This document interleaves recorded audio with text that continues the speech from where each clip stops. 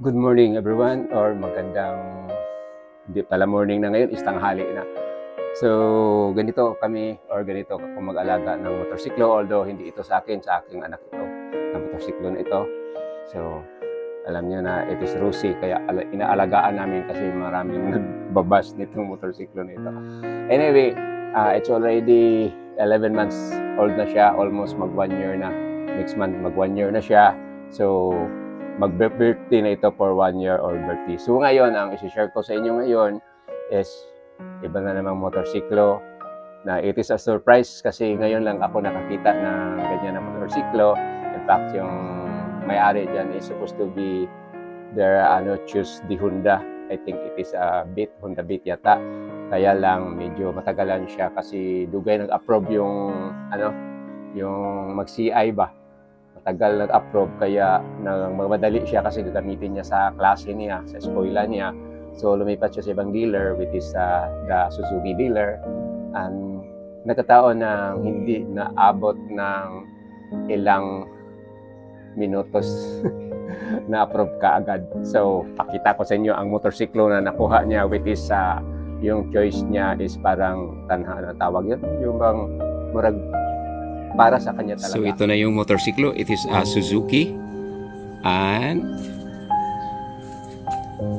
dito sa gilid, hindi kayo maklaro, it is a FI, fuel injection. At ang pangalan niya ay, nahanap ko gamay, medyo hindi kayo maklaro, it is a crossover.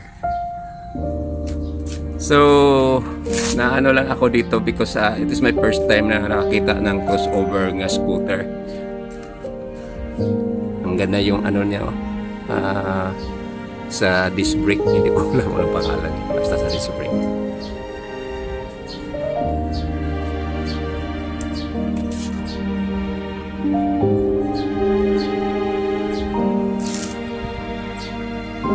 Dito sa kabila, crossover, iba na ang pangalan dito sa gilid.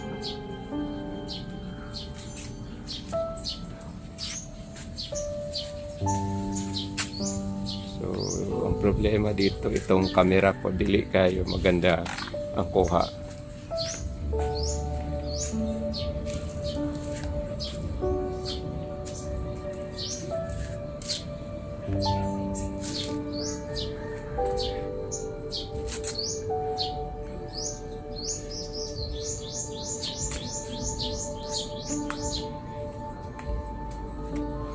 So nakuha niya ito sa GUD kasi yung nagpunta siya doon sa dealer ng Honda, ang tagal nilang mag-approve sa kaniyang application. So wala siyang choice, nagpunta siya sa Yamaha, tapos nagpunta siya sa Suzuki. Yung sa Suzuki, which is yung dealer is sa GUD, walang hindi sila sobrang stricto, in-approve kaagad nila.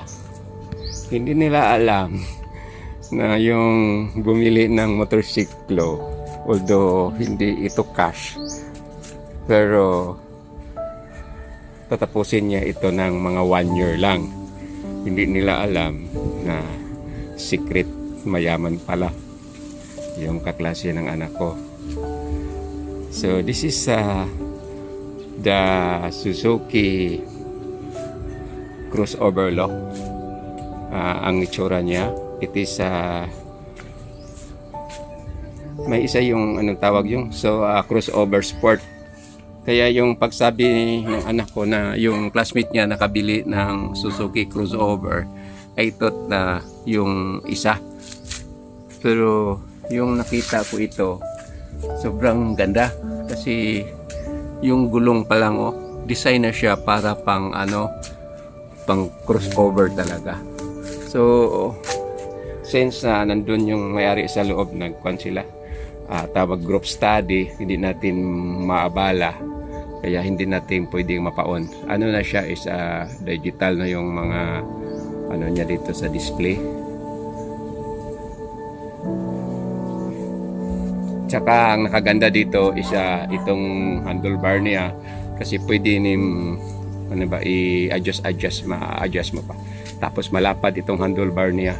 So, itong motor, pag malagyan ito ng top box sa likod, I'm sure nga parang malaking motorsiklo ang dating dito. Kasi pag nasa harap ka with this motorcycle is mukha siyang malaki.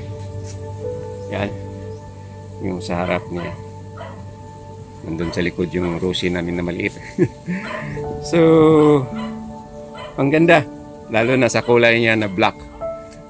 So, for this morning, katatapos ko lang magtrabaho ng aking bonsai. Ayan, nakakita na naman ako ng bagong motorsiklo. So, nakuha niya ito sa GUD Moto Trading Incorporated.